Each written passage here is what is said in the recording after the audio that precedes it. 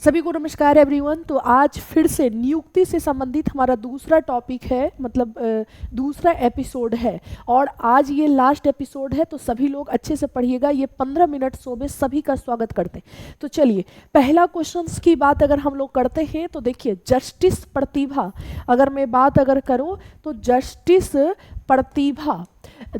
प्रतिभा MC को 2025-27 के कार्यकाल के लिए किस संस्था की जजों की एडवाइजरी बोर्ड में चुना गया है। अगर मैं इसकी बात अगर करूं तो इनको जो चुना गया है वो किस में चुना गया है, तो इनको चुना गया है WIPO के अध्यक्ष के रूप में इन्हें चुना गया है। अब अगर पूछिएगा कि WIPO इसकी अगर स्थापना के बारे में मैं बात करूँ तो इसकी स्थापना 1967 ईस्वी में हुई है और इसका जो हेड क्वार्टर है वो जिनेवा में पड़ता है। और जिनेवा कहाँ है, तो जिनेवा आपका स्विट्जरलैंड से संबंधित है। कहाँ से? स्विट्जरलैंड से संबंधित है। और यूनाइटेड नेशन के 15 एजेंसियों में से एक है। ये क्या है? यूनाइटेड नेशन के 15 एजेंसियों में से ये एक है, एजेंसी में से एक है। ठीक है, ये याद में रखना। तो इसी के अभी अध्यक्ष इन्हें चुना गया है। चलो आगे देखो, WIPO का मुख्यालय कहाँ स्थित है? तभी जस्ट हमने बताया कि कहाँ पे, तो जेनेवा में, जो कि स्विट्जरलैंड में पड़ता है, यहीं पे स्थित है। क्लियर है? नेक्स्ट देखो, यहाँ पे R वेंकट रमनी को पुनः किस पद पर नियुक्त किया गया है? काफ़ी इस टाइप से क्वेश्चंस आपके एग्जाम में देखने को मिलता है। तो ये अभी कौन है? तो ये भी भारत के अटॉर्नी जनरल है। ये कौन है? भारत के अटॉर्नी जनरल है। मेरे दोस्त ध्यान में रखना, ये एक संवैधानिक पद है, अर्थात संविधान में इस पद का चर्चा है। और इसके लिए अगर मैं अनुच्छेद की बात अगर करूं तो इसके लिए अनुच्छेद 76 काम करता है। और अभी अगर भारत की बात अगर करूं तो R वेंकट रमनी को, ये इनका दूसरा कार्यकाल है जो कि इनको चुना गया है। ठीक है, तो यहाँ पे हो गया। आगे देखो, यहाँ पे भारत के अटॉर्नी जनरल की नियुक्ति संविधान के किस अनुच्छेद के तहत होती है? इसीलिए ये एक संवैधानिक पद है क्योंकि इसका चर्चा संविधान में है। और संविधान के किस अनुच्छेद में? तो 76 में। ठीक है, किस में है? 76 is the correct answer. Next देखो, यहाँ पे TPR कल्याणी वित्त मंत्रालय के व्यय विभाग में किस पद पर कार्यरत है? ये किसके लिए है? क्या ये महालेखा नियंत्रक है, या नियंत्रक एवं महालेखा परीक्षक है, या वित्त सचिव है, या आर्थिक सलाहकार है? तो मेरे दोस्त ध्यान में रखना, ये वित्त मंत्रालय के ही अंतर्गत, याद में रखना, वित्त मंत्रालय के ही अंतर्गत काम कर रहे महालेखा नियंत्रक है। अर्थात ये कौन है? तो CGA है। तो वर्तमान में अभी कौन ये चुने गए हैं? CGA चुने गए हैं, जो कि फाइनेंस मिनिस्टर के अंतर्गत ही काम करने वाली एक संस्था होती है और इसी के ये अभी अध्यक्ष है। ठीक है, चल नेक्स्ट की बात अगर करें, रेलवे सुरक्षा बल RPF की बात अगर करते हैं। आप अगर रेलवे वगैरह पे, मतलब रेल का सैर वगैरह करते होंगे, तो अगर वहाँ पे कुछ भी प्रॉब्लम्स होती है तो RPF के जवान आते हैं।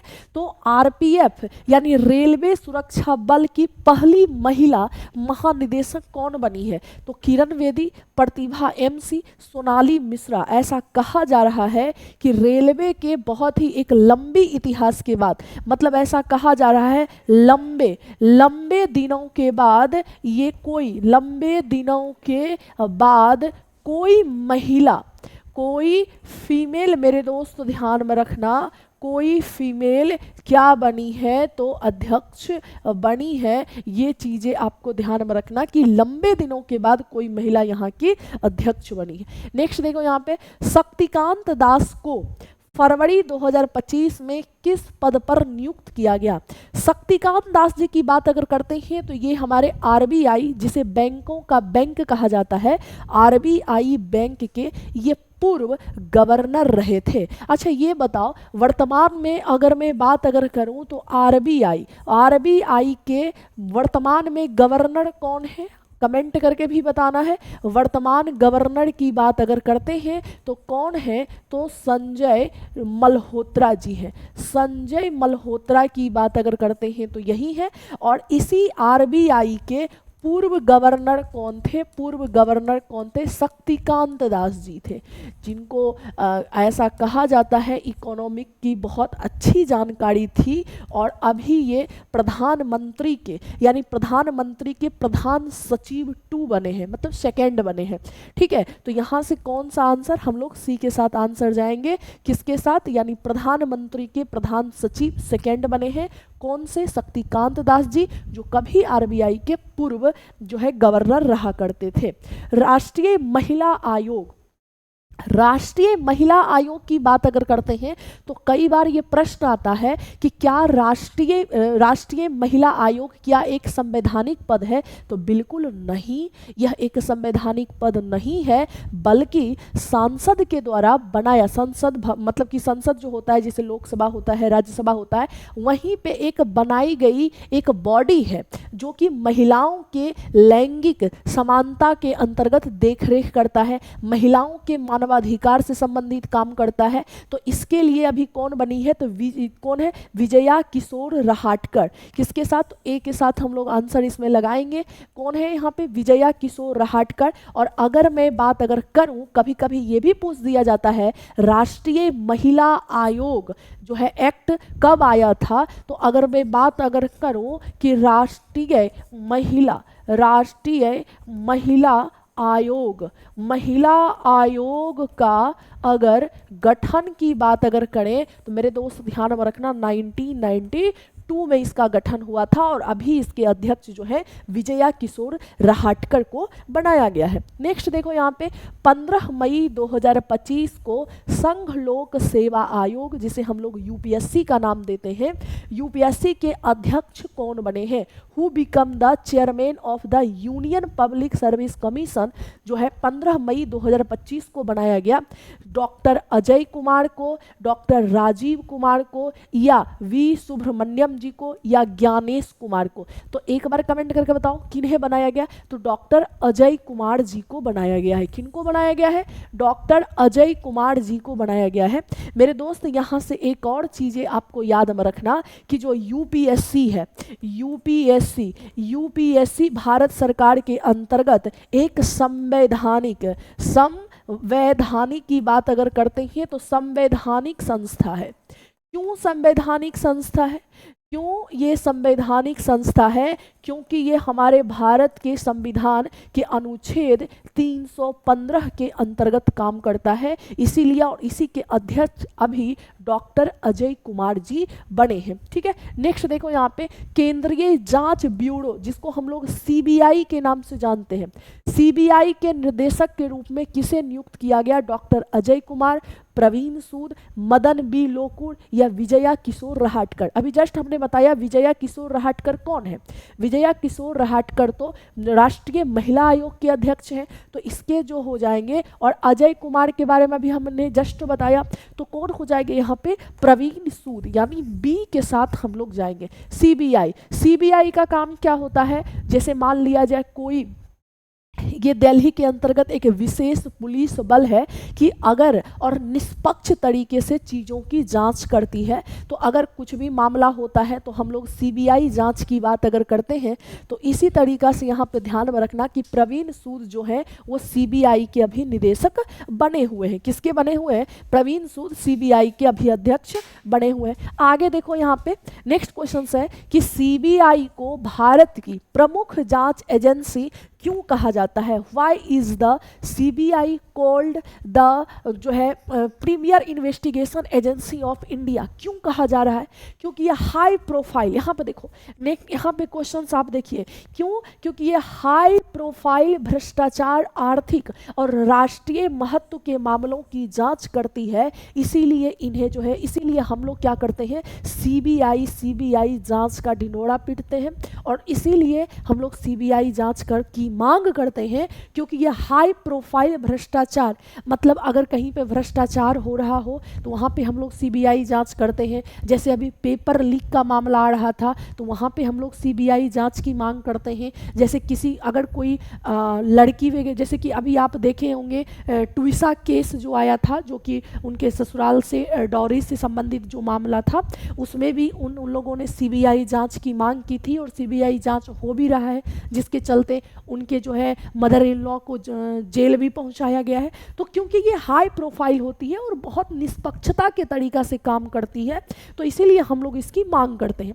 नेक्स्ट देखो, ट्रांसजेंडर व्यक्तियों के अधिकारों की सुरक्षा हेतु समान अवसर नीति पर सुझाव देने के लिए गठित समिति की सदस्य कौन है? सोनाली मिश्रा जी हैं, अवकाश पांड्याली हैं, आरती आहूजा, प्रतिभा एम सी। कौन हो जाएंगे? तो यहाँ पे अवकाश नहीं हो जाएगा, अवकाली हो जाता है। ठीक है, नाम इनका थोड़ा सा अटपटा है। ठीक है, इन्हीं के द्वारा जो है हम लोग इसी के साथ हम लोग आंसर जाएंगे। ट्रांसजेंडर व्यक्तियों के अधिकारों की, जैसे कि एक मेल होता है, एक फीमेल होता है, एक ट्रांसजेंडर होता है। तो ट्रांसजेंडर जो भी लोग होते हैं उनको सुरक्षा प्रदान किया जाए, उनके लिए अवसर प्रदान किया जाए। इसी के लिए जो है एक समिति, उसकी सुरक्षा के लिए, क्योंकि आप आए दिन देखते होंगे ट्रांसजेंडरों के साथ बहुत ही दुर्व्यवहार किया जाता है, जिसके लिए राष्ट्रीय स्तर पे उनके सुरक्षा के लिए एक समिति का गठन किया गया है। तो उन्हीं की ये अध्यक्षता है, ताकि ट्रांसजेंडर जितने भी लोग हैं उन सबको सुरक्षा प्रदान किया जाए। नेक्स्ट की बात अगर करते हैं तो न्यायमूर्ति सूर्यकांत जी को किस देश का राष्ट्रीय न्यायाधीश नियुक्त किया गया है? CJI यहाँ पे हो जाएगा। तो अगर मैं सूर्यकांत जी की बात अगर करती हूँ तो इंडिया, हमारा देश भारत के अभी अगर मैं बात अगर करूँ, भारत के अभी चीफ जस्टिस यानी कि सुप्रीम कोर्ट के जो CJI हैं उनका नाम क्या है? तो उन्हीं का नाम है सूर्यकांत। उन्हीं का नाम क्या है? सूर्यकांत। और इन्हीं से आपको पता होगा कि सूर्यकांत कितने नंबर के चीफ जस्टिस ऑफ इंडिया हैं? तो ये 53वें नंबर के चीफ जस्टिस ऑफ इंडिया हैं। और ये कब तक अपने पद पर बने रहेंगे? कब तक रहेंगे? तो ऐसा कहा जा रहा है कि ये फरवरी 2027 तक अपने पद पे रहेंगे। और इन्हीं के द्वारा एक शब्द निकल के आया था कि बहुत सारे युवाओं के लिए, मतलब उन्होंने कहा था कि जो पढ़े लिखे लोग नहीं होते हैं वो कॉकरोच की तरह लगे हुए रहते हैं और अपना समय, मेरा समय व्यर्थ में जो है लेते हैं। तो यहीं से निकल के आया था, इन्हीं का ही, मतलब इन्हीं के मुंह से निकला हुआ शब्द क्या था? कॉकरोच। ठीक है। और यहीं से फिर जैसे आप दिन में इनका स्टेटमेंट आया था, रात में अभिजीत डिप्के जी के द्वारा कॉकरोच जनता पार्टी का गठन किया गया, जिसको बहुत सारे जनरेशन जेड के अंतर्गत आने वाले सभी युवा लोग उनको फॉलो किए और उसी के द्वारा आंदोलन किया गया था। जिसके चलते आपको पता होगा कि नीट एग्जाम में जो पेपर लीक हुआ था, जिसके चलते 17 से 18 बच्चे एंड बच्चियां ने सुसाइड कर लिए थे, जिसके लिए प्रोटेस्ट चला था दिल्ली के जंतर मंतर में, जिसमें सोनम वांगचुक के द्वारा भी अनशन किया गया था। और भी एक दो लड़की भी थी जो कि अनशन की थी। जिसके बाद हमारे देश के शिक्षा मंत्री धर्मेंद्र प्रधान जी का अभी तक में बीजेपी के पूरे जो अभी 2015 में उनकी जो 14 में जो उनकी सरकार बनी है, तब से लेके जो है बात अगर करते हैं तो अभी तक में वो पहले ऐसे मतलब कि मंत्री हुए जो कि क्या दिए हैं? इस्तीफा दिए हैं। ठीक है, मतलब दबाव के बाद, युवाओं के दबाव के बाद, तो यहां से ही निकल के आया था। नेक्स्ट देखो यहाँ पे, भारतीय अंतरिक्ष अनुसंधान संगठन के अध्यक्ष एवं अंतरिक्ष विभाग के सचिव कौन है? अब जैसे इंडियन नेशनल ये इसरो, ISRO याद में रख लेना, ISRO। ठीक है, ISRO जिसको इसरो बोलते हैं, ये हमारे भारत का एकमात्र क्या है? स्पेस एजेंसी है। क्या है? हमारे भारत का एकमात्र स्पेस एजेंसी, जिसकी स्थापना 15 अगस्त को हुई है। 15 अगस्त 1969 में इसकी स्थापना हुई थी और इसका हेड क्वार्टर कहाँ है, तो इसका हेड क्वार्टर बेंगलुरु में पड़ता है। कहाँ पे, बेंगलुरु में पड़ता है। और इसी के अभी अध्यक्ष के रूप में कौन है, तो वी नारायणन जी हैं, जो कि अभी इसरो के अध्यक्ष बने हुए हैं, जिसके द्वारा चंद्रयान 3 मिशन की लॉन्चिंग हुई, सूर्य के पर्यावरण को समझने के लिए आदित्य L1 की लॉन्चिंग हुई थी। तो ये सब भी चीजें हैं। आगे देखो यहाँ पे भारत के 26वें मुख्य चुनाव आयुक्त कौन है। देखो बाबू एक बात ध्यान में रखना, जो मुख्य चुनाव आयुक्त होते हैं, मुख्य जो चुनाव आयुक्त की बात अगर करते हैं, तो जो मुख्य चुनाव आयुक्त होते हैं ये भी, या फिर इसे मतलब भारत का जो निर्वाचन आयोग होता है, भारत का जो निर्वाचन आयोग होता है, आयोग, ये भी क्या है, तो ये भी आपका एक संवैधानिक संस्था है। क्यों संवैधानिक संस्था है, क्योंकि इसका चर्चा क्या है, तो संविधान में है। अनुच्छेद की बात अगर करते हैं तो अनुच्छेद इसमें 324 काम करता है। और अभी मुख्य निर्वाचन आयुक्त जो है ज्ञानेश कुमार को बनाया गया है, राजीव कुमार के स्थान पे आए हैं ज्ञानेश कुमार। तो ये जो है आपके कौन है, तो अभी भारत के 26वें मुख्य न्यायाधीश हैं।